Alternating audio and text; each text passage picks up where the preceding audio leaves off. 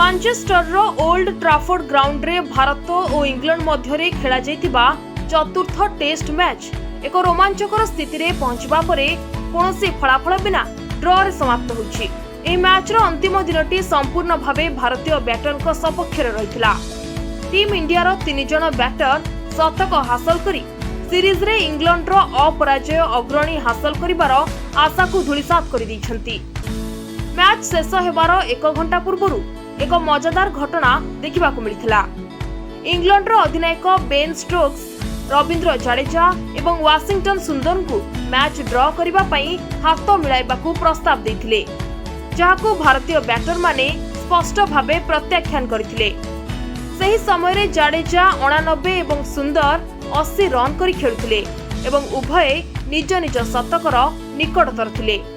Match draw हेला परे अधिनायक शुभमन गिल कहछंती जे दल द्वितीय इनिंग्स रे 0 रन रे 2टी विकेट हराइथिला, जहा परे पराजयर आशंका सृष्टि होइथिला। किंतु परे से आत्मविश्वास रखिथिले जे मैच को ड्रॉ करा जाई परिबो। से रविंद्र जडेजा एवं वाशिंगटन सुंदर को शतकीय पाली को बेस प्रशंसा करिसंती। तबे मैच ड्रॉ हेला परे 5 टिकिया टेस्ट सीरीज रो स्कोर लाइन वर्तमान पई 1-2 रहिबो।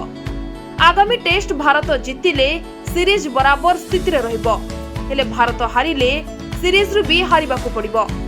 तबे एही समय रे एक बड़ रिपोर्ट आसुछि, जेउथरे उल्लेख अछि जे बीसीसीआई खूब शीघ्र टीम इंडिया रो मुख्य प्रशिक्षक गौतम गंभीर को समेत 3 जनक उपरे एक बड़ निष्पत्ति नै पारे। इंग्लैंड गस्त उपरे बीसीसीआई कोनोसी कार्यानुष्ठान ग्रहण करि न पारे, किंतु एशिया कप 2025 परे एवं चलित वर्ष अक्टोबर रे वेस्टइंडीज विपक्ष टेस्ट सीरीज आरंभ होगा पूर्व यह मुख्य प्रशिक्षक गौतम गंभीर को समेत 3 जनक उपरे बड़ निष्पत्ति नहीं पारे। सेमाने हेले हेड कोच गौतम गंभीर, टीम इंडिया रो बोलिंग प्रशिक्षक मोर्नी मार्केल एवं फील्डिंग प्रशिक्षक रियान डेस्कार्ट। बीसीसीआई विश्वास करे जे मोर्नी मार्केल को बोलिंग प्रशिक्षक कार्यकाल मध्य भारतीय दलर बोलिंग रे विशेष किछि उन्नति होई नाही। फील्डिंग रे रियान डेस्कार्ट को क्षेत्र रे मध्य समान परिस्थिति रहिछि। एपरि परिस्थिति रे उभय को बाहर रास्ता देखा जाई पारे। गौतम गंभीर को जिद रे मोर्नी मार्केल एवं रियान डेस्कार्ट टीम इंडिया रो सपोर्ट स्टाफ रे प्रवेश करिथिले, हेले बीसीसीआई गौतम गंभीर को मुख्य प्रशिक्षक भाव रे बजाय रखि पारिबो बोली चर्चा हेउछि।